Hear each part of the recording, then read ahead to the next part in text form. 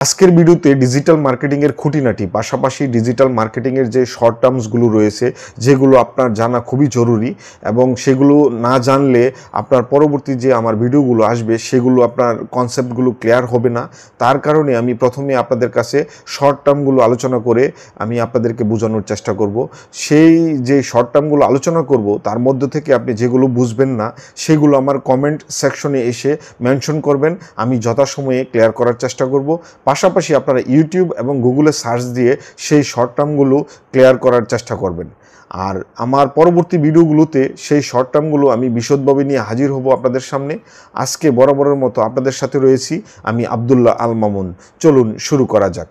Marketing হচ্ছে যখন কোনো একটা ব্যবসায়িক প্রতিষ্ঠান বা একটা সার্ভিস প্রতিষ্ঠান যখন তার সার্ভিস বা প্রোডাক্টকে মানুষের দোরগোড়ায় বা পটেনশিয়াল কাস্টমারের কাছে নিয়ে যেতে চায় এবং নিয়ে যাওয়ার জন্য যে প্রক্রিয়া বা সিস্টেমটা অবলম্বন করে থাকে তার নামই হচ্ছে মার্কেটিং। এখন আসি digital marketing versus traditional marketing.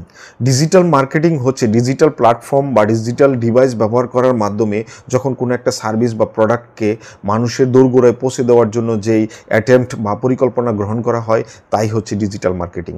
আর ট্রেডিশনাল মার্কেটিং হচ্ছে টেলিভিশন, রেডিও এবং নিউজ পেপারে যে অ্যাড দেওয়ার মাধ্যমে কোনো একটা প্রোডাক্ট বা সার্ভিসকে মানুষের দোরগোড়ায় পৌঁছানোর চেষ্টা করা হয়, পাশাপাশি বিলবোর্ডের মাধ্যমে কোনো একটা অ্যাড দিয়ে মানুষকে মার্কেটিং করার চেষ্টা করা হয়, সেটাই হচ্ছে ট্রেডিশনাল মার্কেটিং।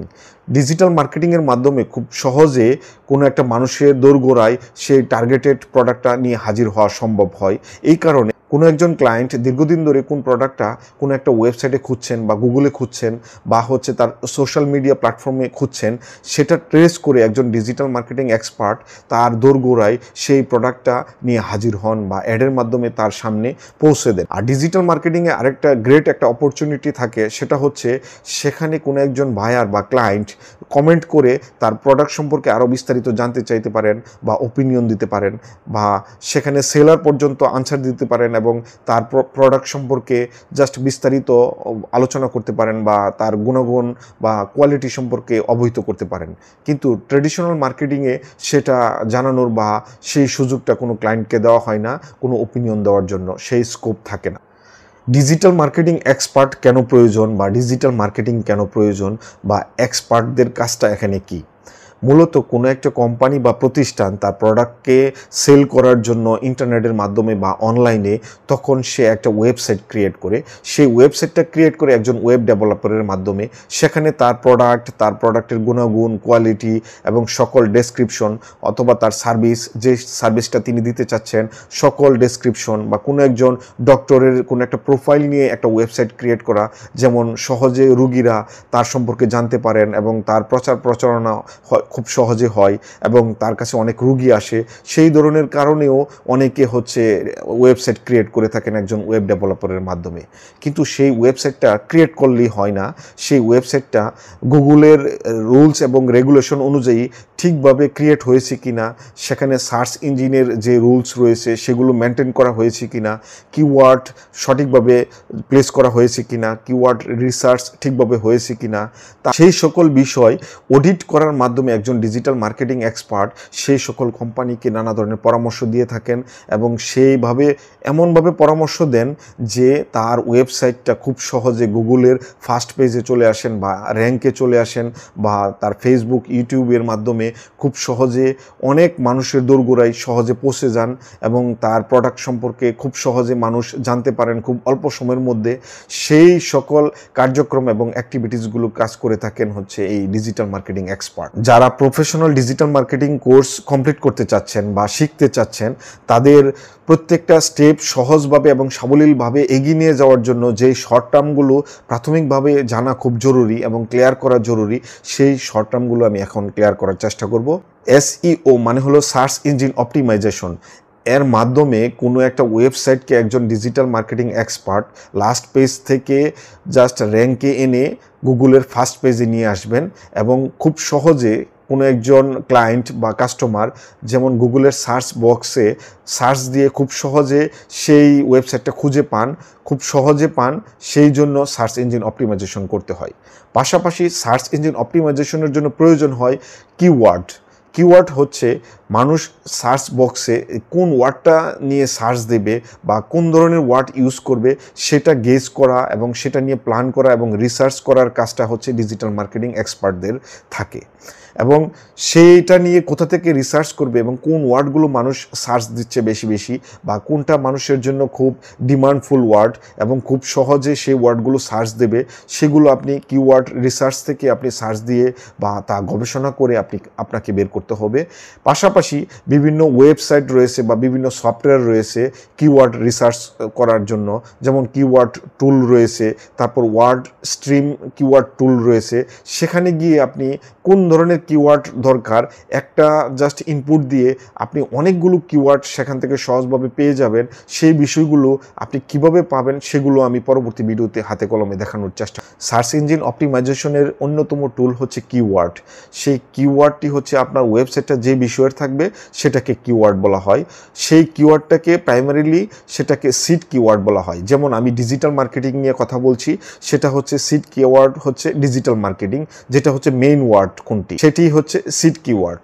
সেই সিড কিওয়ার্ডকে বেস ধরে মানুষ কোন ধরনের ওয়ার্ড এসে গুগলে সার্চ দিতে পারেন বা ইউটিউবে সার্চ দিতে পারেন বা ফেসবুকে সার্চ দিতে পারেন, সেই ধরনের বিষয়গুলো রিসার্চ করে বিভিন্ন মিনিংফুল কিওয়ার্ড তৈরি করে আমাদেরকে বিভিন্ন জায়গায় ওয়েবসাইট, ফেসবুক এবং ইউটিউবে আমাদেরকে সেগুলো সেট আপ দিতে হবে। সেই ধরনের বিষয় নিয়ে গবেষণা করার নামই হচ্ছে কিওয়ার্ড রিসার্চ। যেমন আমি ডিজিটাল মার্কেটিং নিয়ে কথা বলছি, এখানে ডিজিটাল মার্কেটিং হচ্ছে সিড কিওয়ার্ড। তারপর সেটাকে যেমন আমরা ডিজিটাল মার্কেটিং কোর্স যদি বলি সেটা আরেকটা কিওয়ার্ড হবে, ডিজিটাল মার্কেটিং এক্সপার্ট সেটা আরেকটা কিওয়ার্ড হবে। এবার কেউ এসে সার্চ দিবে আমরা মনে করছি প্রফেশনাল ডিজিটাল মার্কেটিং, সেটা আরেকটা কিওয়ার্ড। এভাবে শর্ট টেল কিওয়ার্ড রয়েছে, লং টেল কিওয়ার্ড রয়েছে। শর্ট টেল কিওয়ার্ড হচ্ছে 1 থেকে 3 ওয়ার্ডের মধ্যে এটা শেষ হবে। লং টেল কিওয়ার্ড হচ্ছে 4 থেকে 6 ওয়ার্ডের মধ্যে সেটা শেষ হবে। সেই ধরনের কিওয়ার্ডগুলো আমরা এমনভাবে পরিকল্পিতভাবে ইউজ করতে হবে আমাদের, যেমন খুব সহজে আমাদের ওয়েবসাইটটা র্যাঙ্কে চলে আসে গুগলের এবং খুব সহজে মানুষ সার্চ দিয়ে ফার্স্ট পেজেই আমার ওয়েবসাইটটা দেখতে পায়। এসইও অন পেজ এবং এসইও অফ পেজ এবং এসইও টেকনিক্যাল পেজ কোনগুলোকে বলা হয়। এসইও অন পেজ মানে হচ্ছে তার ওয়েবসাইটের কোনো একটা নির্দিষ্ট পেজ নিয়ে যখন সে কাজ করবে, যে এটাকে খুব সহজে মানুষের দোরগোড়ায় এই পেজটিকে নিয়ে হাজির করা কীভাবে সম্ভব হবে, সেই সকল পলিসি বা কিওয়ার্ড, নানা ধরনের কন্টেন্ট রাইটিংটা সুন্দরভাবে গুছিয়ে এবং কত ক্যারেক্টারের মধ্যে সেটা শেষ করতে হবে, সেই লিমিটের মধ্যে শেষ করে যখন প্রেজেন্ট করবে সেটাই হচ্ছে অন পেজ এসইও। আর যখন তার ওই ওয়েবসাইটটাকে অন্য বাহিরের বিভিন্ন ফেসবুক, ইউটিউব বা অন্য কোনো ওয়েবসাইটের মধ্যে লিঙ্ক হিসেবে ইউজ করে দেওয়া হবে, সেটাকে অফ পেজ এসইও বলা হয়। তারপর হচ্ছে তার ওই ওয়েবসাইটটার স্পিড কেমন, লোড স্পিড কেমন, কোনো একজন মানুষ এসে সার্চ দিয়ে কত দ্রুত তার ওয়েবসাইটটাকে ভিজিট করতে পারছেন সেই স্পিডটা দেখার জন্য, পাশাপাশি তার সেই ওয়েবসাইটটি মোবাইল ফ্রেন্ডলি কিনা বা তার মোবাইলের মাধ্যমে সহজে সে সেটাকে দেখতে পারছে কিনা বা সেটাকে ফেটে যাচ্ছে কিনা বা মোবাইল ফ্রেন্ডলি কিনা, সেই সকল বিষয় চিন্তা ভাবনা করার বিষয়টি হচ্ছে টেকনিক্যাল এসইও। 3 প্যাক বা 3 প্যাক রেজাল্ট কোনটাকে বলা হয়। গুগলে যখন আপনি টাকার বিনিময়ে আপনার ওয়েবসাইটকে র্যাঙ্কে নিয়ে যাবেন সেটাকে বলা হয় পেড রেজাল্ট। যখন আপনি আপনার ওয়েবসাইট বা আপনার কোথায় হচ্ছে শপটা রয়েছে বা আপনি কোন বিষয় নিয়ে কাজ করছেন সেটা যখন আপনি গুগলের ম্যাপের মাধ্যমে আপনি ডিরেকশন দেওয়ার চেষ্টা করবেন, সেটা হচ্ছে লোকাল রেজাল্ট হিসাবে মেনশন করা হয় বা জানা হয়। তারপর আসছি হচ্ছে অর্গানিক রেজাল্ট। যখন আপনি বিভিন্ন কিওয়ার্ড বা গুগলের রুলস এবং রেগুলেশনস মেনটেন করে আপনি আপনার পলিসি অবলম্বন করে যখন আপনার ওয়েবসাইটটাকে আপনি র্যাঙ্কে নিয়ে যাওয়ার জন্য চেষ্টা করবেন, সেটা হচ্ছে অর্গানিক রেজাল্ট। যেখানে কোনো ধরনের টাকা খরচ ছাড়াই আপনি র্যাঙ্কে নিয়ে যাওয়ার জন্য চেষ্টা করবেন, সেটাই হচ্ছে অর্গানিক রেজাল্ট। এবার আসি হচ্ছে সার্প কাকে বলে। SERP মানে হলো সার্চ ইঞ্জিন রেজাল্ট পেজ। মানে হচ্ছে আপনার ওয়েবসাইটটা যখন গুগলের সার্চ বক্সে আপনি সার্চ দেবেন, সেটা আপনার কত নম্বর পেজে গুগলের সার্চ বক্সের কত নম্বর পেজে দেখা যাচ্ছে বা কত নম্বর র্যাঙ্কে রয়েছে, সেটা বের করার নামটাই হচ্ছে সার্চ ইঞ্জিন রেজাল্ট পেজ। তারপর আসি হচ্ছে ওয়েবসাইট অডিট। কোনো একটা কোম্পানি তার প্রোডাক্ট বা সার্ভিসকে বা কোনো একজন ডক্টর তার প্রোফাইলকে সুন্দরভাবে হাজির করার জন্য মানুষের সামনে সে একজন ওয়েব ডেভেলপারের মাধ্যমে একটা ওয়েবসাইট ক্রিয়েট করেন এবং সেই ওয়েবসাইটটা এমনভাবে সাজিয়ে গুছিয়ে প্রেজেন্ট করেন অনেকটা দোকানের মতো, যার উপর ডিপেন্ড করে অনেক কাস্টমার ওনার ওয়েবসাইটটা ভিজিট করবেন, ওনার যে কাঙ্ক্ষিত প্রোডাক্ট রয়েছে সেটাকে পারচেস করবেন বা যে সার্ভিসটি রয়েছে সেই সার্ভিসটি গ্রহণ করার জন্য ভিজিট করবেন এবং সেখানে যাবেন এবং সেই উদ্দেশ্যটা ফুলফিল হবে। সেইভাবে একটা ওয়েবসাইট একটা ওয়েব ডেভেলপারের মাধ্যমে ক্রিয়েট করা হয়। সেই ওয়েবসাইটটা আসলে ক্রিয়েট করলেই শেষ হয়নি এবং সেই ওয়েবসাইটটা কীভাবে গুগলের র্যাঙ্কে নিয়ে যাওয়া যায় বা তার লিঙ্কটা কীভাবে ইউটিউবের মাধ্যমে প্রচারণা চালানো যায় বা ফেসবুকের র্যাঙ্কে নিয়ে যাওয়া যায় বা ফেসবুকের মাধ্যমে খুব সহজে মানুষের দোরগোড়ায় পৌঁছানো যায়, সেই কাজটা করা হয় একজন ডিজিটাল মার্কেটিং এক্সপার্টের মাধ্যমে। উনি প্রথমে সেই ওয়েবসাইটটাকে টোটালি চেক করার চেষ্টা করেন যে সেই জায়গায় মেটা টাইটেলটা ঠিক করে জাস্ট ইউজ করা হয়েছে কিনা, মানে হচ্ছে যে কন্টেন্টটা আপনি ইউজ করছেন বা যে প্রোডাক্ট সম্পর্কে কথা বলছেন সেই প্রোডাক্টটির যে হেডলাইনটা হওয়া দরকার ছিল মেটা টাইটেল বা সেই প্রোডাক্টের যেই ছোট একটা যেই বর্ণনা থাকার কথা ছিল মেটা ডেসক্রিপশন, সেটা ঠিকভাবে আছে কিনা, বা আপনার যেই কন্টেন্টের পেজটা রয়েছে সেই পেজে H1 বা হেডলাইনটা একটা রয়েছে কিনা নাকি একের অধিক রয়েছে বা ভুলভাবে উপস্থাপন করা হয়েছে কিনা, বা H1 তো মাস্ট একটাই থাকতে হবে কোনো একটা পেজে, তার বেশি থাকা সম্ভব না, সেখানে একের অধিক ইউজ করেছেন কিনা, সেই সকল বিষয় বা প্রবলেমগুলো আইডেন্টিফাই করবেন। পাশাপাশি এখানে ইউআরএল ডেলিমিটারে চেক করতে গিয়ে স্পেশাল ক্যারেক্টার কেউ $সাইন বা @, বা কোনো কিছু আইটেম সেখানে ইউজ করেছেন কিনা যেটা হচ্ছে গুগলের রুলস এবং রেগুলেশনস অনুযায়ী হয়নি, সেইগুলো চেক করা। ওয়েবসাইটটি HTML সাইটম্যাপ বা XML সাইটম্যাপ বেসড কিনা, মানে হলো HTML মানে হচ্ছে হিউম্যানের জন্য দিক নির্দেশনা থাকবে সেখানে, XML হচ্ছে রোবটের জন্য সেখানে দিক নির্দেশনা থাকবে। HTTPS বেসড ওয়েবসাইট কিনা, মানে হলো SSL সার্টিফাইড কিনা, এবং SSL মানে হচ্ছে সিকিউর সকেট লেয়ার আছে কিনা, যেটা পারচেস করে নিতে হয় সাপোজ নেম চিপ অথবা হোস্টিঙ্গারের কাছ থেকে সেই ধরনের SSL সার্টিফিকেট পারচেস করতে হয় এবং সেটা পারচেস করা আছে কিনা। মোবাইল ফ্রেন্ডলি ওয়েবসাইট হচ্ছে যে ওয়েবসাইটটি আপনি ক্রিয়েট করলেন বা ডেভেলপারের মাধ্যমে ক্রিয়েট করলেন সেটা আপনার যে কোনো মোবাইল থেকে দেখার মতো ক্যাপাসিটি রয়েছে কিনা বা শুধু ডেস্কটপে দেখতে হচ্ছে কিনা। কিন্তু এখন মনে রাখতে হবে ম্যাক্সিমাম ক্লায়েন্টই এখন মোবাইলে সেই কাজটা সারতে চায়, অর্থাৎ মোবাইল ফ্রেন্ডলি ওয়েবসাইটও ক্রিয়েট করার খুবই জরুরি। hreflang মানে হচ্ছে আপনার ওয়েবসাইটটি কয়টা ভার্সনে রয়েছে সেটা hreflang-এর মাধ্যমে সেটা মেনশন করে দিতে হবে আপনাকে, তা না হলে গুগল বট মনে করবে সেই ওয়েবসাইটটির আরেকটা ডুপ্লিকেট সাইট রয়েছে, তাহলে আপনাকে সেটাকে র্যাঙ্কে নিয়ে যাবে না। অর্থাৎ hreflang আপনাকে তখন করে দিতে হবে, এটা বাংলা ভার্সন এবং ইংলিশ ভার্সন, সেটা hreflang-এর মাধ্যমে আপনাকে মেনশন করে দিতে হবে। তারপর আসি একটা ওয়েবসাইট কয়ভাবে তৈরি করা যায়। যখন আপনার লোড বেশি নিতে হয়, যেমন ই-কমার্স একটা ওয়েবসাইট হবে, তখন আপনাকে সেটা কোডিংয়ের মাধ্যমে সেই ওয়েবসাইটটা ক্রিয়েট করতে হবে, কারণ তার লোড বেশি নিতে হবে। আপনি যদি একটা সার্ভিস বেসড বা ছোটো ক্যাপাসিটির একটা ওয়েবসাইট ক্রিয়েট করতে চান, তাহলে আপনি সেটা ওয়ার্ডপ্রেসের মাধ্যমে আপনি সেটাকে ক্রিয়েট করে নিতে পারেন। অর্থাৎ কোডিংটা হচ্ছে কোনো একজন প্রোগ্রামারের মাধ্যমে যখন বিভিন্ন ধরনের কোড কম্পিউটারের ভাষায় বসিয়ে কোনো ধরনের ওয়েবসাইট ক্রিয়েট করা হবে, তখন তাকে কোডিং বলা হয়। তার লোড থাকে অনেক বেশি এবং তার স্পিডও থাকে অনেক বেশি। অনেকটা ই-কমার্স সাইটগুলো কোডিংয়ের মাধ্যমে করা হয়। তারপর আসি হচ্ছে ওয়ার্ডপ্রেস হচ্ছে জাস্ট CMS কন্টেন্ট ম্যানেজমেন্ট সিস্টেমের একটা প্রকার হচ্ছে ওয়ার্ডপ্রেস। সেটার মাধ্যমেও জাস্ট ছোট ওয়েবসাইট, জাস্ট সার্ভিস বেসড ওয়েবসাইটগুলো ক্রিয়েট করা যায়, যেটা হচ্ছে যে কেউ সহজে বিভিন্ন সফটওয়্যার ব্যবহার করে, যেমন জ্যাম্প সফটওয়্যার ব্যবহার করে এই ওয়েবসাইটটা সহজে ক্রিয়েট করা যায় ওয়ার্ডপ্রেসের মাধ্যমে। সেটাও আমি পরবর্তী ভিডিওতে আপনাদেরকে লাইভ দেখানোর চেষ্টা করব। তারপর আসি হচ্ছে কিওয়ার্ড র্যাঙ্কিংটা কীভাবে বের করতে হয়। আপনি চাইলে SA র্যাঙ্কিং নামে একটা সফটওয়্যার রয়েছে, যেটা আপনি গুগলে গিয়ে সার্চ দিয়ে সেখানে গিয়ে আপনি যেই কিওয়ার্ডটা আপনি সার্চ দিতে চাচ্ছেন বা এটা র্যাঙ্কে কোন পজিশনে রয়েছে, এটার সার্চ ভলিউম কত বা র্যাঙ্ক কত, সেগুলো আপনি দেখে নিতে পারবেন। পাশাপাশি আপনি ওয়ার্ড স্ট্রিম কিওয়ার্ড টুল থেকেও আপনি সার্চ ভলিউম, র্যাঙ্ক এগুলো আপনি দেখে নিতে পারবেন। সার্চ ইঞ্জিন কি? কোনো একটা কিওয়ার্ড যখন কোনো একটা সার্চ বক্সে আপনি সার্চ দিয়ে বিভিন্ন ধরনের মাল্টিপল আনসার গ্যাদার করতে পারবেন, তখন তাকে সার্চ ইঞ্জিন বলা হয়। যেমন গুগল একটা সার্চ ইঞ্জিন, বিং একটা সার্চ ইঞ্জিন, পাশাপাশি বাংলাদেশের পিপিলিকা একটা সার্চ ইঞ্জিন।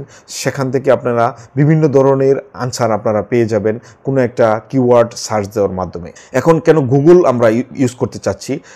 বিশ্বের প্রায় 91% গুগল ইউজ করে থাকেন, যার কারণে আমরা গুগলকেই বেশি প্রায়োরিটি দিয়ে যাচ্ছি। তার মাধ্যমে বিভিন্ন ওয়েবসাইট, বিভিন্ন লিঙ্ক ভিজিট করার চেষ্টা করে থাকেন বিভিন্ন কাস্টমার, ক্লায়েন্ট বা বিভিন্ন ট্রাফিক। আর বিং ইউজ করে থাকেন 3.7%। এটার আসলে পরিমাণটা খুবই নগণ্য এবং সংখ্যায় খুবই অল্প, যার কারণে আমরা গুগলকেই বেশি প্রায়োরিটি আমাদেরকে দিতে হবে। ট্রাফিক আসলে কাকে বলা হয়? অর্থাৎ আপনার ওয়েবসাইট বা আপনার প্রোডাক্ট সম্পর্কে গুগলে সার্চ দিয়ে কতজন মানুষ আপনার ওয়েবসাইট ভিজিট করতে আসেন, বা ফেসবুক বা ইউটিউব সার্চ দেওয়ার মাধ্যমে কতজন আপনার ওয়েবসাইট ভিজিট করার জন্য আসেন, বা বিভিন্ন লিঙ্কের মাধ্যমে আপনার ওয়েবসাইট ভিজিট করার জন্য আসেন, সেই প্রত্যেকটা ক্লায়েন্ট বা কাস্টমার এক একজন ট্রাফিক হিসেবে ট্রিট করা হয়। গুগল 3টা ভাইটাল আপডেট নিয়ে আসছে কোনো একটা ওয়েবসাইটকে র্যাঙ্কে নিয়ে যাওয়ার জন্য। যে ওয়েবসাইটটি HTTPS থাকবে এবং মোবাইল ফ্রেন্ডলি থাকবে এবং তার লোড স্পিডটা ভালো থাকবে, সেই সকল ওয়েবসাইটকে খুব সহজেই গুগল র্যাঙ্কে নিয়ে যাওয়ার চেষ্টা করে। এবং গুগলের অ্যালগোরিদম প্রতি মুহূর্তে চেঞ্জ হয়, তার জন্য আপনাদেরকেও পাল্লা দিয়ে সমান তালে এবং কিওয়ার্ড চেঞ্জ করতে হবে এবং তাদের সাথে সবসময় আপগ্রেড থাকতে হবে। সেভাবে মেন্টালিটি স্থির করে আপনাদেরকে কাজে এগিয়ে যেতে হবে। এটা এমন নয় যে আপনি আজকে র্যাঙ্কে চলে আসছেন, আগামী 6 মাস পর্যন্ত র্যাঙ্কে থাকবেন। অর্থাৎ আপনার কম্পিটিটর অন্যান্য যে ওয়েবসাইটগুলো থাকবে, তাদের কি কারণে তারা বিভিন্ন সময় র্যাঙ্কে উপরে চলে আসছে, সেগুলো আপনি বিভিন্ন রিসার্চের মাধ্যমে সেই ধরনের আপনি প্রবলেম বা তাদের আপডেটগুলো আপনারা সার্চ দিয়ে বের করবেন এবং সেইগুলো আপনার নিজের ওয়েবসাইটে আপনি ইনপুট দেবেন এবং সেইভাবে সিস্টেম আপডেট করবেন। তারপরে আপনার ওয়েবসাইটও প্রতি মুহূর্তে আপনার র্যাঙ্কে দেখতে পাবেন এবং সেভাবে আপনি এগিয়ে যেতে পারবেন। অর্থাৎ গুগলের অ্যালগোরিদম প্রতি মুহূর্তে চেঞ্জ হয়, তার সাথে আপনাকে তাল মিলিয়ে চলতে হবে এবং সেভাবে এগিয়ে যেতে হবে। এবং প্রতি মুহূর্তে আপনার প্রত্যেকটা আপডেট সম্পর্কে আপনাকে ধারণা রাখতে হবে এবং প্রতি মুহূর্তে কম্পিটিটর সম্পর্কে আপনাকে গবেষণা করতে হবে এবং সেভাবে আপনাকে এগিয়ে নিতে হবে সামনের দিকে। তাহলে আপনার ওয়েবসাইটটি র্যাঙ্কে থাকবে এবং মানুষের দোরগোড়ায় সহজে পৌঁছে দিতে পারবেন আপনার ওয়েবসাইটটিকে এবং আপনার ওয়েবসাইটের লিঙ্ককে। ইউআরএল হচ্ছে ইউনিফর্ম রিসোর্স লোকেটর, মানে হচ্ছে আপনার যে ওয়েবসাইটটি থাকবে তার একটা ইউনিক একটা অ্যাড্রেস থাকবে, সেটাকেই হচ্ছে ইউআরএল বলা হয়। তারপর আসি হচ্ছে ডোমেন কোনটাকে বলা হয়। ডোমেন হচ্ছে আপনার অনেকটা ইউআরএলের মতো, টোটাল www থেকে টোটাল যে .com পর্যন্ত যে আপনার ওয়েবসাইটের অ্যাড্রেস থাকবে, সেটাকে টোটালটাকেই হচ্ছে আপনাকে ডোমেন বলা হয়। পাশাপাশি আপনার ডোমেন নেম কোনটা বলা হয়? সাপোজ আপনার যে প্রোডাক্ট বা যেই প্রতিষ্ঠান সম্পর্কে আপনি ওয়েবসাইটটা ক্রিয়েট করছেন, সেই প্রতিষ্ঠানের যে নামটা ইউআরএলে থাকবে, সেই অংশটাই হচ্ছে অনলি ডোমেন নেম হিসেবে ট্রিট করা হয়। ডোমেন নেমের পরে যে .com থাকে সেটাকে এক্সটেনশন বলা হয়, আর তারপরে যেই আরও বেশি আপনি অ্যাড করবেন সেটাকে সাব এক্সটেনশন বলা হয়। হোস্টিং হচ্ছে আপনার ওয়েবসাইটটার যে স্পেস দরকার হয়, সেই স্পেসটাকে বলা হয় হোস্টিং। এবার আসি হচ্ছে স্ক্রিমিং ফ্রগ কি। স্ক্রিমিং ফ্রগ হচ্ছে একটা সফটওয়্যার যার মাধ্যমে আপনি চাইলে যে কোনো একটা ওয়েবসাইট আসলে এটা ঠিকভাবে সবগুলো গুগলের রুলস এবং রেগুলেশনস অনুযায়ী সেট আপ করা হয়েছে কিনা বা সেভাবে সাজানো গোছানো হয়েছে কিনা, আপনি বহু জায়গায় আপনাকে সার্চ দিয়ে খুঁজতে হয়, সেটাকে বহু জায়গায় না গিয়ে আপনি স্ক্রিমিং ফ্রগের মধ্যে গিয়ে সেই ইউআরএলটাকে সেট আপ দিয়ে বা পেস্ট করে আপনি টোটাল ইনফরমেশনটা আপনি সহজে পেয়ে যাবেন। ম্যাটা টাইটেলটা ঠিকভাবে আছে কিনা, ম্যাটা ডেসক্রিপশন ঠিকভাবে আছে কিনা, বা H1 ঠিকভাবে আছে কিনা, ম্যাটা ডেসক্রিপশন মিসিং কিনা, ম্যাটা টাইটেল মিসিং কিনা, ডুপ্লিকেট আছে কিনা, সেই সকল A to Z আপনি খুব সহজে একটা সফটওয়্যার থেকে আপনি বের করে নিতে পারবেন।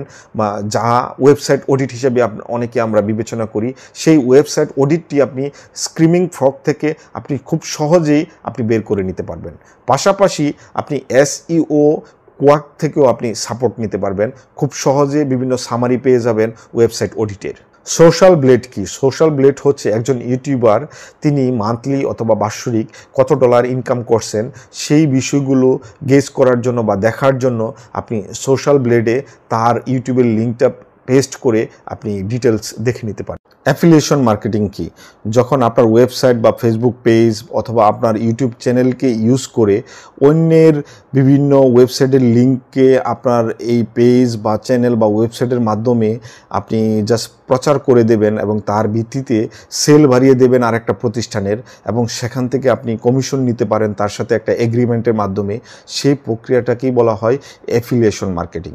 ইমেল মার্কেটিং কি? ইমেল মার্কেটিং হচ্ছে ইমেলের মাধ্যমে আপনার সার্ভিস বা প্রোডাক্টকে মানুষের দোরগোড়ায় পৌঁছে দেওয়া, কিন্তু সেখানে আপনাকে ইমেলের যে হেডলাইন বা সাবজেক্ট বা বডিটা কেমন হবে সেটা সম্পর্কে আপনাকে ক্লিয়ার ধারণা থাকতে হবে, এবং মানুষের অ্যাটেনশন পাওয়ার জন্য কোনভাবে বডিটা লিখতে হয় সেই ধরনের ক্যাপাসিটি আপনার থাকতে হবে এবং সেভাবে নিজেকে গড়ে তুলতে হবে আপনাকে। তাছাড়া বিভিন্ন থার্ড পার্টির কাছ থেকে বিভিন্ন কাঙ্ক্ষিত টার্গেটেড কাস্টমারের বিভিন্ন ইমেল সংগ্রহ করে তাদেরকে সময়ে সময়ে আপনাকে মেল করে তাদেরকে প্রোডাক্ট সম্পর্কে আপনাকে অবহিত করতে হবে।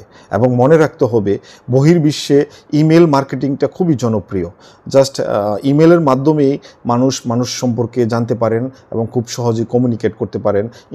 একজন ডিজিটাল মার্কেটিং এক্সপার্ট অনেক সময় হচ্ছে তার টেকনিক্যাল এবং তার বুদ্ধিমত্তা দিয়ে সে কম খরচে বিভিন্ন ক্লায়েন্টের জাস্ট বিভিন্ন প্রোডাক্ট বা সার্ভিসের সম্পর্কে গুগলে অ্যাড দিতে পারেন, ফেসবুক ইউটিউবে অ্যাড দিতে পারেন, এবং অনেকে জাস্ট যাদের এক্সপিরিয়েন্স নেই বা এই সেক্টর সম্পর্কে জানাশোনা নেই তারা অনেক টাকা ব্যয় করেন কিন্তু তারা কাঙ্ক্ষিত অডিয়েন্স পান না, পাশাপাশি ভিউজ পান না বা সেল বাড়াতে পারেন না।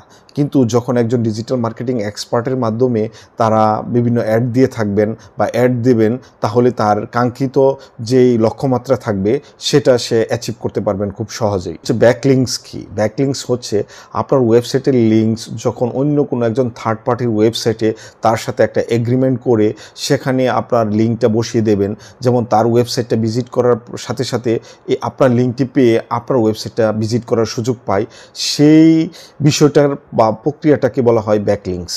প্রিএম্বল কাকে বলা হয়? ওয়েবসাইটের অ্যাবাউট আসের যে অপশনটি রয়েছে সেই অ্যাবাউট আসকে প্রিএম্বল বলা হয়। ফোমো কাকে বলা হয়? ফোমো হচ্ছে fair of missing out abbreviation, মানে হচ্ছে কোথাও থেকে হারিয়ে যেতে পারে যে একটা ভয় কাজ করে, সেটাকেই হচ্ছে ফোমো বলা হয়। তারপর মার্কেটিংয়ের ক্ষেত্রে আপনার দুইটা বিষয় আপনার জানা দরকার হবে, সেটা হচ্ছে লাইসেন্সিং এবং ফ্র্যাঞ্চাইজিং কি। লাইসেন্সিং মানে হচ্ছে কোনো একটা প্রতিষ্ঠান বা কোম্পানির আপনি যখন তার লোগো বা ডিজাইন বা পার্শিয়াল একটা রাইটস নিয়ে আপনি বিজনেস করবেন তখন তাকে লাইসেন্সিং বলা হয়। ফ্র্যাঞ্চাইজিং হচ্ছে যে একেবারে ফুল মডেল সে কপি করে যেভাবে এটার আইটেমটা ছিল ওই প্রতিষ্ঠানের বা ওই কোম্পানির ফুল মডেলটা ফলো করে যখন কোথাও সেইভাবে তার শপ বা দোকানটা বা তার প্রতিষ্ঠানটা দাঁড় করাবে সেটাকে ফ্র্যাঞ্চাইজিং বলা হয়। যেমন স্বপ্ন। ফেসবুক মার্কেটিং এবং ইউটিউব মার্কেটিংয়ের ক্ষেত্রে ডিজিটাল মার্কেটারের ভূমিকা কী হয় বা কেমন হয়?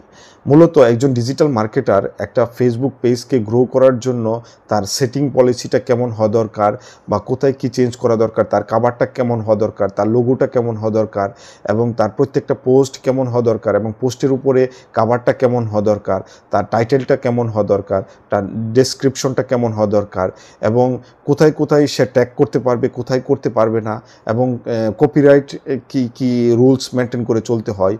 তারপর হচ্ছে ফেসবুকের কি রুলস মেনটেন না করলে পানিশমেন্ট থাকে বা সমস্যায় পড়তে হয় বা মনিটাইজেশন পলিসি জাস্ট চলে যায় বা এটা হোল্ড অবস্থায় চলে আসে।